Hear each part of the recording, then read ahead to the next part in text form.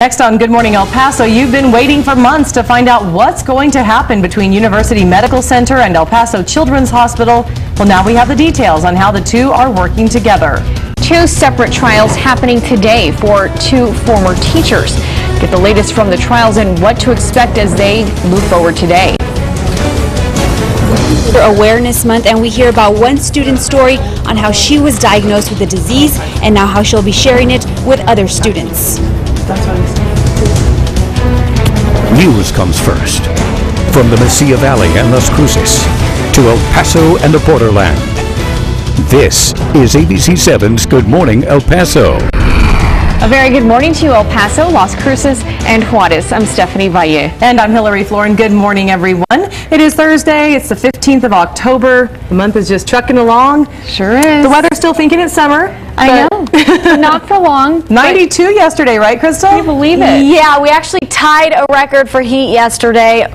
I don't even want to say that anymore, but we've got one more day where we're looking at hot conditions before we finally fall to average temperatures. Today, we're looking at a high of 90 degrees in El Paso, but that will be this afternoon. This morning on our ABC 7 Storm Track WeatherNet sites, we sit in the 60s, which is where we were yesterday at this time, so don't be fooled by the lower numbers. 60 Valley View Middle School and Cielo Vista, 62 at North Star Elementary School, and low 60s as well over on the west side of El Paso. These temperatures going to be rising right on through the 80s at noon and then to about 90 in the afternoon. Outside, no rain. We do have clouds, though. They sit to the west. So that's the beginning edge of moisture that will move our direction, giving us scattered rain chances for a good chunk of the 7-day forecast. We're going to take a look at that rain chance potential coming up in a few minutes. All right. Thanks so much, Crystal. And now to the headlines. Closing arguments begin today in the trial of a former Eastwood High teacher accused of having sex with students. Christopher Miranda was 24 years old when he allegedly had sex with 3 girls between 16 and 17 years old. The jury listened to a recorded conversation between an Isleta ISD employee and Miranda yesterday. In it, Miranda allegedly admits to having sex with 3 students. Also, a victim testified how Miranda allegedly took her to his home where he lived with his parents and sexually assaulted her in his bedroom. Another case continuing today, this time for a murder that happened 38 years ago. 76-year-old Lisbeth Garrett is accused of killing her husband in 1977. Prosecutors say the former Eastwood High School teacher and her son, Roger, beat and stabbed Fort Bliss Army Major Chester Garrett in their East El Paso home. Roger was sentenced to 40 years in prison almost exactly 2 years ago. Again, that trial is continuing today. We'll have more details on that as well as the Miranda trial. You can check out KVIA.com and our noon broadcast for more information as it develops. A New Mexico school bus driver is being held without bond after he's accused of having sex with a 15-year-old student. Police say 26-year-old Darian Pete met the girl during his route to and from Arrowhead Park Early College High School. Detectives learned that the girl and Pete regularly communicated through social media and text messaging. The girl's mother says she discovered social media posts between the two over the weekend. They appeared to be sexual in nature. The chaparral man is now facing charges of 2 counts of criminal sexual penetration of a minor. After months of negotiations, it finally happened. El Paso Children's Hospital and University Medical Center are moving forward together. ABC 7's Ashley Rodriguez breaks down the joint plan between the hospitals.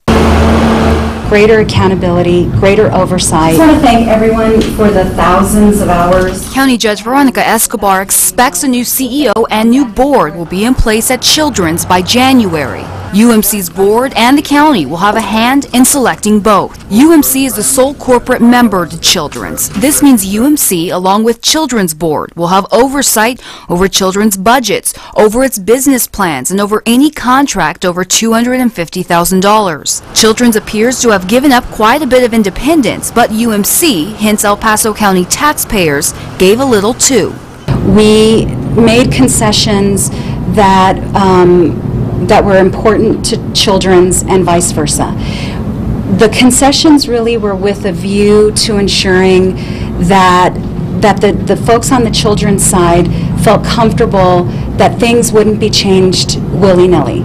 For more than a year, UMC has said Children's owes it more than $100 million.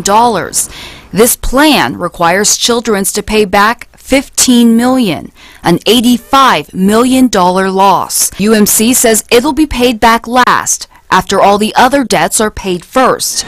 This has been an extremely long road for all of us. UMC Board Chair Steve Grote said in a statement, especially for the people of El Paso. While there may be many obstacles along the way, everyone stayed positive. The dream the voters approved became a reality when El Paso Children's Hospital opened. Children's CEO Mark Herber said, "Today, that dream remains alive and full of hope." And other debts by Children's include $10 million to Texas Tech. This will have to be paid in full with a $2 million down payment. The rest paid back over a 3-year period with a 4.5% interest rate. Escobar expects a closing hearing by mid-November and Children's to exit bankruptcy by December. The man who allegedly kidnapped an elderly woman from her New Mexico home now has a face. This is the man police say is behind the kidnapping. He's 42-year-old Andrew Serna. The woman says after she was rescued from Serna, she discovered items missing from her home. A warrant has been issued for his arrest, but as of right now, he is still on the loose. Doña Ana County sheriffs say the warrant is for charges of false imprisonment, residential burglary, unlawful taking of a motor vehicle, and tampering with evidence. Mayor Oscar Leeser and the El Paso City Manager say they're looking for a company to build that huge downtown arena that was approved by voters. The $180 million arena will be located downtown. The bids from interested companies are due December 9th. The company that's chosen will be in charge of building the arena and developing a business plan, including finding a tenant and even naming rights. New Mexico's immigrant driver's license law isn't going anywhere. One of the state's most powerful Democratic legislators says even if it did make it to the Senate floor, there would not be enough votes to pass the proposal. The law allows immigrants suspected of being in the country illegally to still obtain New Mexico's driver's licenses. It's a law Republican Governor Susana Martinez has tried to get rid of. Martinez campaigned to repeal it last year, and she says it opens up New Mexico to fraud. But since taking office, the proposal to end that law failed to pass the state legislature. As Breast Cancer Awareness Month continues, one NMSU student is sharing her story and her advice to women of all ages. We have Good Morning El Paso's Denise Olivas live with her story. Denise? Good morning, Hillary. The 25-year-old full-time student and mother of 2 says she didn't have the typical symptoms. In fact, she says it was her persistence that led to the discovery of 2 5mm sized tumors. The woman did not want to show her face on camera, but she will be talking to students today at NMSU at an event called Girl Talk. This is all part of the university's annual Tough Enough to Wear Pink breast cancer awareness campaign. She says she never had any visible lumps, just some pain in her chest. Her doctor first told her it was all stress, but she requested further testing. The 2 tumors that were found were cancerous, and she's now gone through surgery and chemotherapy. It really just felt like heavy, like something was weighing heavy on my chest, like a pressure. And I think it was knowing that I just felt wrong. It wasn't anything besides that. I just felt wrong, and I knew something was wrong.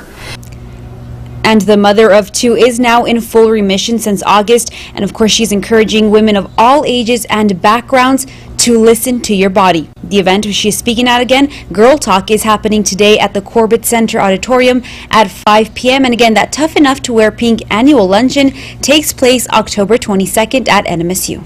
Thanks so much, Denise, for that live report. It's now 6:09. This is I-10 and Joe Battle you're looking at. I-10 in Zaragoza now. Traffic is picking up a little out there, and we're keeping an eye on it. And still to come on Good Morning El Paso, we have a high-speed police chase across state lines. What authorities have to say about a group of teenagers who allegedly went on a robbing spree. And meteorologist Crystal Fly has your forecast. Crystal. It's another great start to our morning, but another hot forecast ahead of us. Will we tie a record like yesterday? We'll check in on that. Plus, a look at your future truck model coming up. Thanks, Crystal. This is ABC 7, where news comes first.